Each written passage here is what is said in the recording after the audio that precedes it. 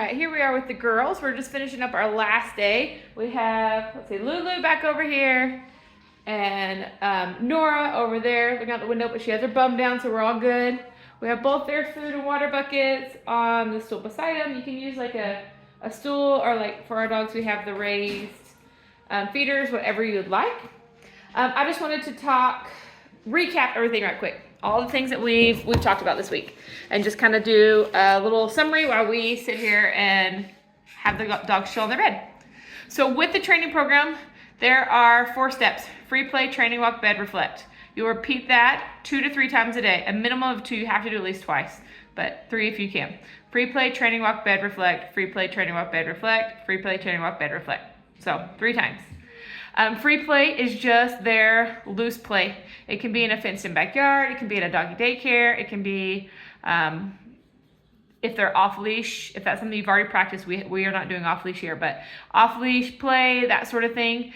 During the winter, some people designate a basement. Oh, sorry. Some depending on the season, some people will dedicate a basement or a garage or an indoor space to their free play, but it's a space they don't go to any other time other than free play. So that's free play. Training walk is where we use that transitional leash. It's over the nose and behind the ears. It's a nice, easy walk with that loose but short leash. We use the 5 tools to correct anytime there's pressure on that leash. We want them to be collar to leg. So as soon as there's pressure on the leash, you'll use the flick, the roll back, the reset, the zigzags, or the direction change. So we have 5 tools that we've gone over all week on how to do that training walk. So free play, training walk, bed.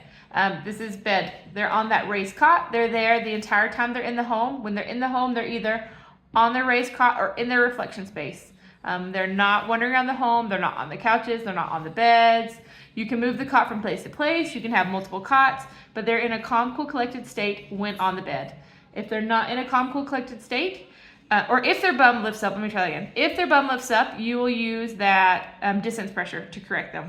If they're barking, you can make like a ch sound, but for the most part, we want to ignore it. And we want to praise and love on this. And whatever causes them to bark, you're gonna do it over and over and over again until they stop barking, so that they understand whatever they're barking at, it goes away or calms down once they stop barking. So we want to make sure we are helping them be calm, cool, and collected on this bed. We want the bed to become a sanctuary. Months down the road, the dogs will be behaving the way you want them to, and you'll give them freedoms again to roam around the home, to sleep in your bed, be on your couch, whatever that is for you.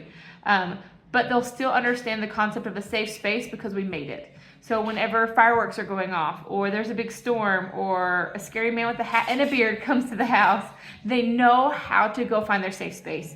Whether it's the bed or whether they've made a new safe space, we built that concept of this is your safe spot, and as long as you're calm, cool, and collected, nothing's gonna happen. You can just chill right here. But the only way to do that is to actually make them stay on this space and understand the concept of a safe space. So I can't stress enough the importance it is of being on this raised cot for multiple hours during the day. We usually do it for, well, it can be shorter if you need to be shorter because you're working this into your lifestyle, but generally I try to plan on 2 to 5 hours on the bed. So that way we're really, really practicing this patient. We're just chilling here. It's not a big deal. And then reflection. Reflection was in that small, quiet place where they can just sit and chill and think about their training that they've done. Some people prefer a kennel or a crate. Some people want to use a small bathroom, a laundry room, a mud room, a washroom, something like that, so that it's just a small space where they can decompress. You will get rid of the reflection time after they're really getting the hang of training, because they'll be able to reflect on the bed. So when they're on the bed, and you can do anything, knock on the doors, bang on the windows, bring a herd of cats to the house, and you can do anything and they just chill like this, you no longer need a reflection space. They are officially reflecting on the bed. They're past that point. So reflection just lasts while they're learning and growing and overcoming things. And those are the 4 steps: free play, training, walk, bed, reflect, and you just repeat. Again, you want to mesh this training into your lifestyle. You're not carving out extra time to sit here and watch the dog. I'm not gonna sit here and watch Lulu and Nora. I'm going to do the dishes. I'm gonna make the breakfast. I'm gonna correct all throughout while I'm doing things. While I'm working from home, I'll set up bring their beds to my office, and they'll be on their beds while I'm working, or whatever that looks like. You want to make sure you really are working it into your daily schedule. If you're trying to carve out time to do training, you're not going to have enough time in your day and training's not going to be successful. Oh, so there her paws came off. I just stood up and she put her paws right back on. Beautiful. She knew exactly what she needed to do. And it's just going to get better and better. Our walk today was great. We didn't have one fight with Lulu until the very end when we were standing in front of the office doors and I needed to go in and ask them a question. She did not want to sit. She wanted to go in that office because that's how they get out to the play area. And she was not having it just chilling there. She wanted to go play. And so she put up a fight and I just lifted up that weight of an apple and waited for her to put her bum down. So she did. I released and then she was done with it. She was like, okay, that's fine. I can listen. I can be good, right? And that's what we want. We want her to want it, to be not me telling her to do it and her resenting it, me just to hold that patient pressure until she accepts it and is willing to do it on her own choice.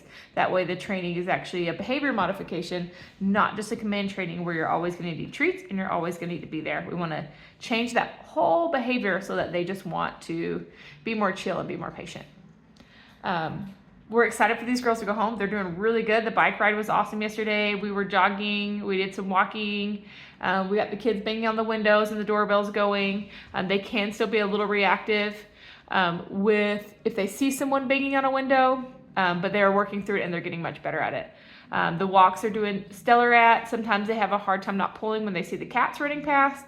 But again, it's getting much, much better where we can do a patient sit and we can almost walk past the cats. We still got some work to do, and that's why it's important for you to know how to use those 5 tools during the training walk, because they know the principles now, but they're gonna push when they get home. They're going to say, oh, well, this isn't how we did it before, and you're gonna use the same tools, and they're gonna go, oh, we're gonna do the same thing here. Okay, I know what you're wanting.